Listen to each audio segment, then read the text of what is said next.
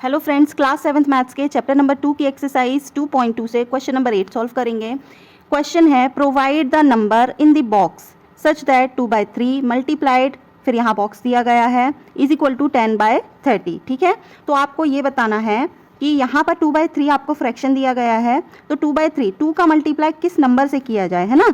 2 का मल्टीप्लाई किस नंबर से किया जाए कि हमें रिजल्ट में 10 प्राप्त हो, मतलब रिजल्ट हमें ये मिले। ठीक है, इसी प्रकार से डिनोमिनेटर में क्या दिया गया है 3, तो 3 का मल्टीप्लाई किस नंबर से किया जाए कि हमें 30 मिले। ठीक है, तो आपको टेबल तो आती है ना, 2 की टेबल आप पढ़िए और बताइए कि 10 कितने टाइम में आता है, तो 2 5 10 है ना, 5 टाइम में आता है। ठीक है, इसी प्रकार से 3 जो है, 3 की टेबल हम कितने टाइम पढ़ेंगे कि 30 मिल जाए, तो 3 की टेबल तो 10 टाइम पढ़ने पर 30 मिलता है, कितने टाइम पर, 10 टाइम में। तो ये जो हमें आप रिजल्ट मिला हुआ है 5/10 है ना, तो ये हम यहाँ पर लिख देंगे। यही इस क्वेश्चन में बोला गया है कि हमें बॉक्स में नंबर को प्रोवाइड करना है ना। तो ये जो हमारे नंबर्स आए हैं इन्हें हम यहाँ लिख देंगे। तो यहाँ पर 2 × 5 मतलब 2 का मल्टीप्लाई 5 में करेंगे तो क्या मिलेगा, हमें 10 मिलेगा। फिर यहाँ हम अपॉन लगाएंगे, बटे का साइन लगाएंगे और फिर डिवाइड का साइन लगाने के बाद 3 की टेबल कितने टाइम पढ़ेंगे, 10 टाइम पढ़ेंगे तो हमें 30 मिलेगा। तो इस 10 को हम यहाँ पर एज इट इज लिख देंगे। ठीक है, क्लियर है। तो यहाँ पर तो हमें नंबर मिल गया। अब नेक्स्ट क्वेश्चन, इसी क्वेश्चन में सेकंड क्वेश्चन है कि the simplest form of the number obtained in box is, मतलब ये जो आपको बॉक्स में नंबर मिला हुआ है ना, जो नंबर मिला है उसका सिंपलेस्ट फॉर्म लिखना है। ठीक है, तो सिंपलेस्ट फॉर्म कैसे लिखेंगे, नंबर क्या है, नंबर है 5/10, 5/10 है। इसका सिंपलेस्ट फॉर्म यानी कि शॉर्टेस्ट फॉर्म है ना, लोएस्ट फॉर्म लिखना है। तो आप बस इजीली एक काम करिए कि इसमें टेबल बताइए कि 5 और 10 किस टेबल में आता है ना, कोई एक टेबल में। 5 और 10 5 की टेबल में ही आएगा, तो 5 1 = 5 और 5 2 = 10। ठीक है, अब तो ये कैंसिल आउट होंगे नहीं, है ना। तो यही है हमारा सिंपलेस्ट फॉर्म, या तो फिर इसे कह सकते हैं लोएस्ट फॉर्म। ठीक है, ये है।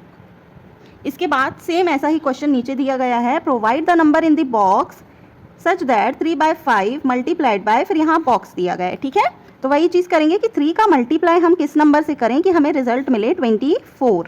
ठीक है, और 5 का मल्टीप्लाई हम किस डिजिट से करें, किस नंबर से करें कि हमें रिजल्ट 75 मिले।